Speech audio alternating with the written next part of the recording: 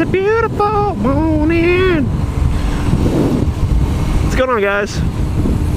It's Todd the Triumphant again, back with another God. Alright, guys, so what I want to talk about today is a few of my memories growing up, or at least, you know, some more of my adult memories. And for here in Tallahassee, man, one of the biggest memories I have is just hanging out with my buddies on the weekend. I really didn't do much, man. I wasn't much for hanging out. I wasn't much for meeting new people. But the buddies I did have, we would go hang out downtown. And we had this one place in particular we'd always go to. This seems kind of strange that somebody like me would go and hang out at a place like this, but it was an old abandoned Holiday Inn.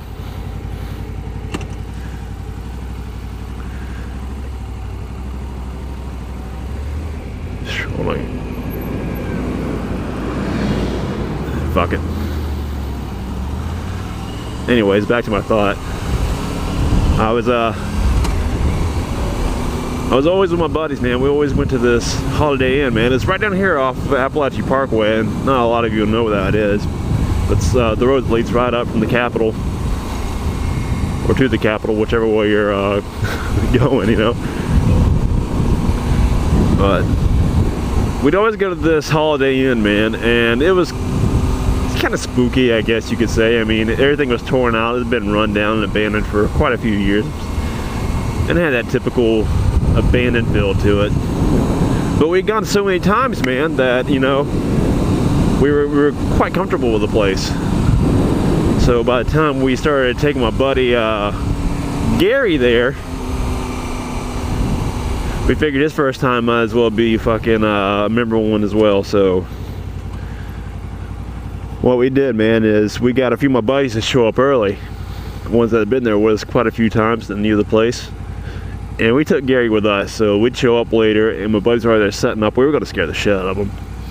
So we get there, man, and we're looking around and just, you know, showing Gary this cool little place that we always hung out at. It was kind of cool because you could sit on top of the roof at night and just sit there and look at the traffic go by, man, the cool lights and all that shit. So it was pretty cool just to kind of take them out there to see all that. But we were there for about maybe, I don't know, 30 minutes, so kind of get them adjusted to the place. And I believe it was my buddy Chris and his brother that were in there hanging out. And the other back end, it was like an L-shaped hotel. And at the end of the L end were some more rooms towards the woods. So we started out front, we looked through the front office and all that shit, and we were checking everything out, walking around, just, like I said again, getting my buddy acquainted with the place, not trying to make anything seem too obvious. And so we take him to the, like I said, the L end of the hotel, and this was about later in the day, you know, it started getting down, you know, towards the dusk part of the evening. And it really set up the ambiance for what we wanted to pull off. So we start walking through the building anyways, and you could hear some scuffling above us. And we knew what it was, so it was no big deal. But Gary was freaking out, dude. He was, oh, you guys hear that, man? You guys hear that? It sounds like somebody's moving around. And we played it off like, what? What? No, we don't hear anything, you know? Just, you're imagining shit. And so we continue on, and we're through the lower end, mind you, and we're walking towards the back, and we get to pretty much the end of the corridor, and as we look left, you hear a crash. I'm not really good with sound effects through my mouth, man. But you see this bed come toppling out the back end of the hotel room, and that's setting Gary into fucking rolling in the fucking fear. He's like, oh my god, you guys saw that, right? You guys saw that, right? I mean, I couldn't have just imagined that. And so we started playing around like, oh my god, yeah, we saw that, dude. We're so scared. And so I start running just to pretend like I'm really fucking freaked out. And I get down to the end of the hallway and I hide behind one of the walls, man.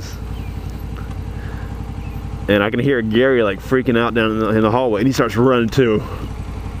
And so once I hear him start coming down, I was like, ah, ah, like I'm fucking hurt or injured or some shit. And he starts freaking out. So he stops where he's at and he goes running out the fucking one of the rooms and through the what the hell are you doing?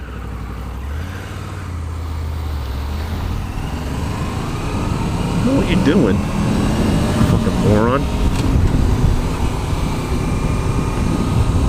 Anyways, sorry, that person was a complete idiot. So, Gary's all freaked out. I'm pretending I'm fucking injured or I'm in trouble. He doesn't know what to do, so he darts out one of the rooms and he's gone, dude. He takes off. And we start laughing, man. And Gary could tell at that point that it was a setup. And you can see Chris and everybody else fucking coming out from the top end. He's like, fuck, man, you guys got me real good. I thought this place was fucking haunted as shit or some shit.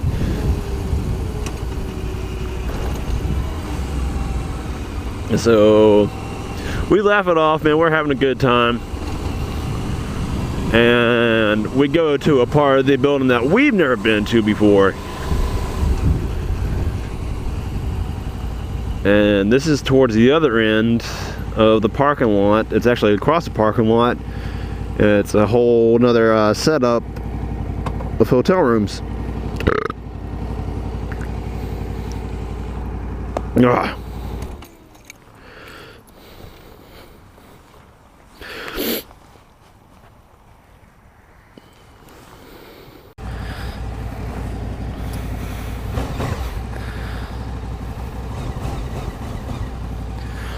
Anyways, so back to what I was saying, and another show's coming up. So me and my buddies were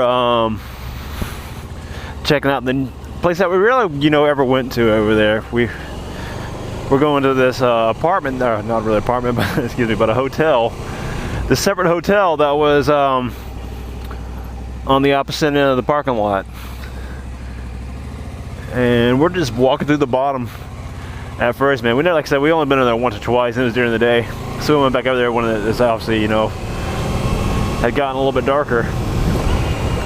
So we're walking around down the bottom, and it's kind of cool, because, like, just the way everything looked, all the walls were torn down in the back, so you could see through every single section. And the light that was created from the woods into the hotel rooms, like, really cool, man. There's like this cool, like, little ambiance to it. And so we were mesmerized by just walking around and having fun. And a few of my buddies got a wild hair up their ass to go upstairs, which is fine by me, because I had no problem going on and exploring the rest of the building. So this one needs to take up the back, and I'll tell you what happened.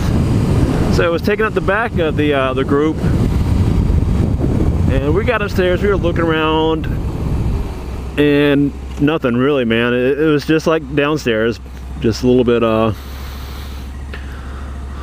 darker upstairs, as you could imagine, seeing as there wasn't much light coming through at the bottom or the top. And we get towards the end where the old I'm trying to think, the laundry rooms. The old laundry rooms that were in the very end, the top section. And all my buddies were walking towards the exit, and they started freaking out. And I'm in the back, man, not knowing what's going on. I thought they were just fucking with me because we'd fucked with Gary previously that night. And I was like, oh, whatever, man. And everyone goes running down the stairs, freaking out.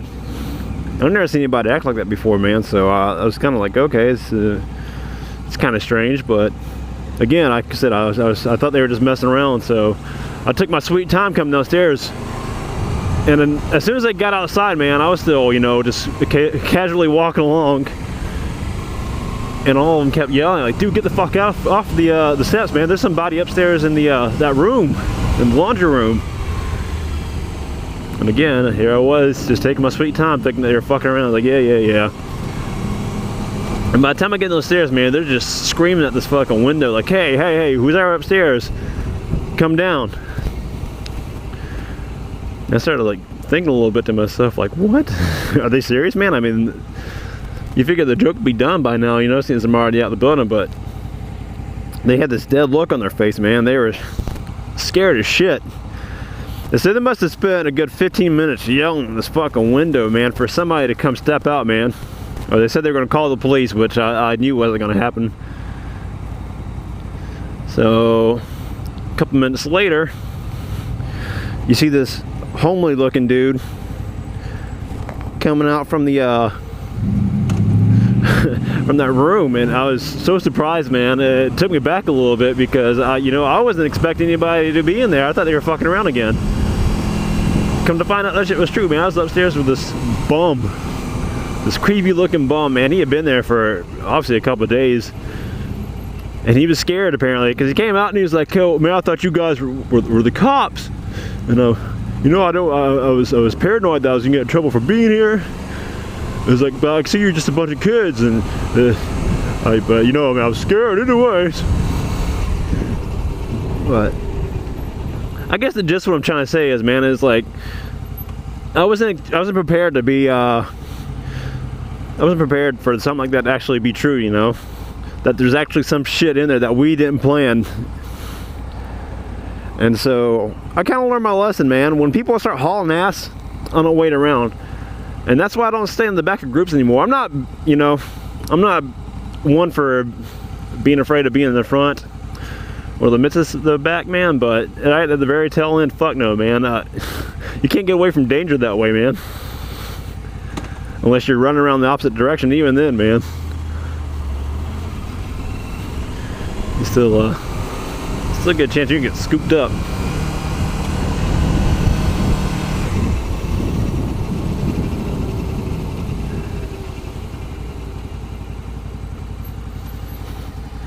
But yeah, sure enough, dude. Been there a million times, man, and walked around that building several times. That one night we scare old Gary. So one night we got it back tenfold, man. I mean, that shit scared the fuck out of me, man. And so again, that's why when people start running or start saying shits around, they hear something, man, I'm gone now, dude. I don't fuck around anymore. I'm outskis.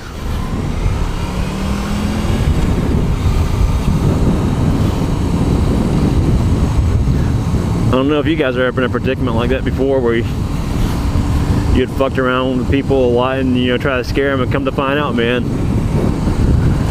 joke's on you, you know. Yeah, because I mean, who knows what could have happened, man. If I would have walked in that room, that dude could have punched me in the throat or stabbed me or anything, man. And here I was, just being an arrogant asshole, thinking that my friends are messing around, so I was just playing Mr. Cool Guy. Not anymore.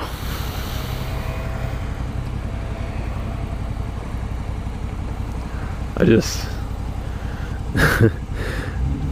it's funny, man, that, you know, you kind of go through experiences like that and they teach you good, valuable lessons, man. I mean, although, you know, I know my friends and I know how they like to mess around a lot, when they're trying to be real about something, you just gotta take their honesty on it, I guess. No sense in playing the cool guy, man. You just play it safe. Even if they are fucking around, just run. Who gives a shit? That's what I gotta say.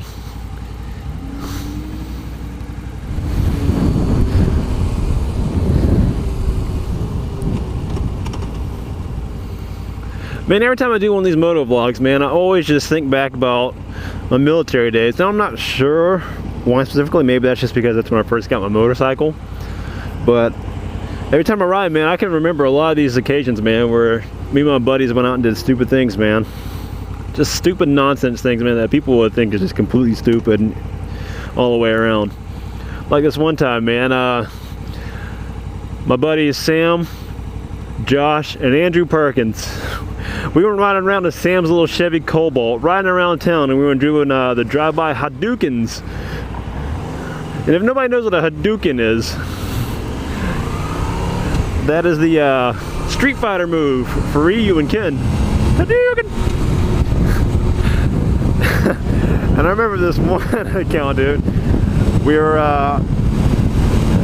riding around. We've been doing it all day, and there's this one dude in particular that was in this old beetle bug, a yellow beetle bug. I remember this day. He was a bald-headed guy with glasses. And me and Josh rolled down our windows. We reared back. We gave the biggest Hadouken we could, dude, and we scared the fuck out of that dude, that beetle, man. He looked at us with this extreme amount of fear on his face. I thought he was gonna cry, and he got so scared, man. I thought he was gonna wreck as well, because he's like swerving all over the place. It's like, fuck, we scared the shit out of that dude. It's pretty fucking funny, man. I mean, just memories like that are the best parts, man, about my military days. Because a lot of people would just think that shit's silly, man, or a lot of people probably just pass memories like that by, man, but shit like that to me, man, was just some of the best times of my life. In another occasion, me and my buddy Josh again, and our buddy Jonathan, the guy from the last story I told, the one that we were in the woods scaring the fuck out of Josh. We went to this place called the Pea Farm, and I'll give you a rundown about the Pea Farm the best way I can. It's an old jailhouse that I guess maybe closed down in the shit. No, stupid of me. That must have closed down maybe in like the 60s, if I took a guess, 60s or 70s. Regardless of the fact that when it closed down, it had been closed down for a long time. And we'd have been there before several times in advance, but this one particular night, we went out there. And you got to keep in mind that this place is pretty well known, and cops will come out and bust you for this shit. So we got permission from the premises that it was located on. It was some sort of, I guess, electrical plant or something. Either way, we asked the guy that was running the whole shebang bang, the security thing at night, if we could park the car there, and if he would care if we went out in the woods. And he's like, that's fine, man, just don't get in trouble and don't get yourselves injured. He didn't have a problem with it. So we parked our cars there, and he would watch after our cars, and the police won't actually go out into the woods to find you, man. They just wanted to make sure your cars weren't parked in these abnormal places, I should say. Because that's when they got the idea that people were out there. So we got permission to go out there. And we had set out to try and capture some sort of ghostly activity. And so we borrowed our buddy David Devan's voice recorder so we could catch ESPs. Is that what they call it? You know, EVPs. EVPs. I don't like calling them ESPs. I'm thinking about extended service plans through Harbor Freight. What an idiot. I'm trying to sell you guys a product while I'm not at work. How stupid of me. Anyways, so we're walking around, and this one night in particular, man, I don't know what the fuck it was about it. It was just much creepier than the last couple of times we had been there.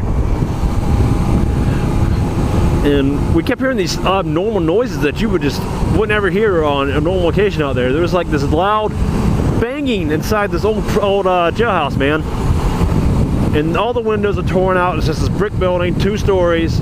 An elevator that had been in it, so it had been there, you know, it was more modern in a sense, I guess, because the elevator had been there, so again, it had to close down on the time frame that I said. So, with that being said, there was a basement that was flooded. The elevator had sunk down to the basement and was trapped in the flooded basement. And so this place was just really creepy, man. It was in the middle of the woods. It was spider infested, fucking all sorts of wild critters running about, bugs out the ass, mosquitoes that are size of eagles and pelicans. And we're walking around, man, and we hear like this weird bang, bang, bang, bang, bang, bang, bang, like somebody, like, almost like it sounded like somebody shaking the bars of an old holding cell. It was just abnormal, dude, just beyond any sense. Something that you wouldn't expect to hear, like I said, on a normal night. And we're trying to figure out what the hell it could be, man, because if you compare it to anything else, it sounded like somebody was outside hitting a big old iron sheet of metal with like a big stump or stick or some shit. So it was this loud, like, heretic banging that you wouldn't expect to hear. And that freaked us out, so we're like, what the fuck? We never heard that shit before. And we're walking around, you know, and we keep hearing like all these noises and all this other shit fucking out, you know, that's we never normally heard. And we go in this one room And it seems like everything just gets dead fucking silent. The only thing you can hear is out in the distance is these generators or something that were operating. I mean, this is, again, out in the woods, and the generators are way out in the field, way off to the left-hand, right-hand side of the forest, man. So they're just like, all of a sudden we go in this one room on the bottom floor, out towards the front, is what you can assume it was. Maybe like the old, the sheriff's office or something, that's what it felt like. Or hell, it could have been a damn mob room for all I knew. So we get inside the room, and it becomes eerily quiet. Like I said, the only thing you can hear is some of the generators moving out in the distance. And we start asking questions. And as you know, anything about EVPs, you never really hear it with your ears, man. So we did our best after we did a couple of sessions to go back and play it and listen, and we didn't really hear much. So what's going on, man? So we're sitting there, and we're doing our exploration, and we try to do a few more EVPs, so we kind of call it a night. We go back and we drop off the voice recorder with David, and David starts doing a little bit of fine-tuning with the voice recorder, and sure enough, dude, you can hear somebody throughout the length of the recording, like saying something. You couldn't really make out much of what it was, but there's definitely something there. It sounds pretty cool, and you can tell the difference from the generator to the rest of the noise, because the generator would have been visible on the EVP, which it wasn't, but in the background of fine-tuning, it sounded like somebody was talking to us. So that was a pretty cool experience. But just that banging alone, if you guys would have been there with the group that we had, man, it would have made you piss your fucking pants. So that was pretty cool, man. I miss those kind of things about Louisiana, man. There's always something cool to go explore.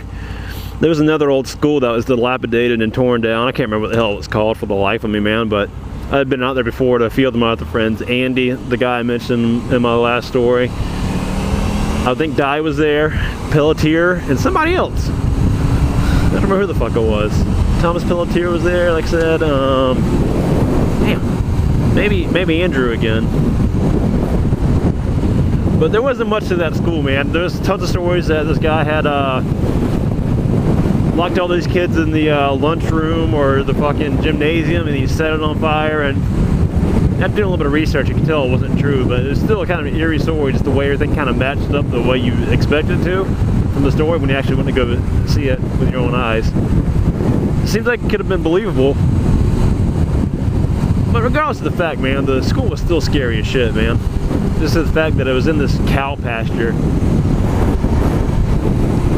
And the greatest fear was being shot by the guy that owns the fucking property than it was actually going up to the thing. But it was still cool, man. If I could paint you a visual picture, it looked just like a normal old elementary school. It had the weird pulling S-shaped driveway that pulled around to the front where the awning was, where kids would get dropped off by the bike, or not the bike, the bus. I'm on the bike. And they had that split corridors, you know, I think the, what was it, the cafeteria is maybe on the left-hand side, or some classrooms on the left-hand side for sure, and there's classrooms on the right-hand side, and you went back, and that gymnasium was onto the far right-hand side in the very, very back, and the ground had been torn up, it looked like, and there's a few extra things grown in throughout the ground and all that shit. I suppose there's bleachers. I don't remember seeing bleachers, but other people told me they had been there before, and they had taken things from that fucking school, and shit had happened to them. And they had heard those bleachers slamming and shut and all that other shit. And they'd been chased by other things, and I don't know, but that never happened to me there. I didn't get the sensation like I was in any danger besides that guy coming out and blasting some fucking salt shells into your face, man. That wouldn't be good. So that was my only real major fear, was the guy with the gun. Because the threat is fucking real, bro.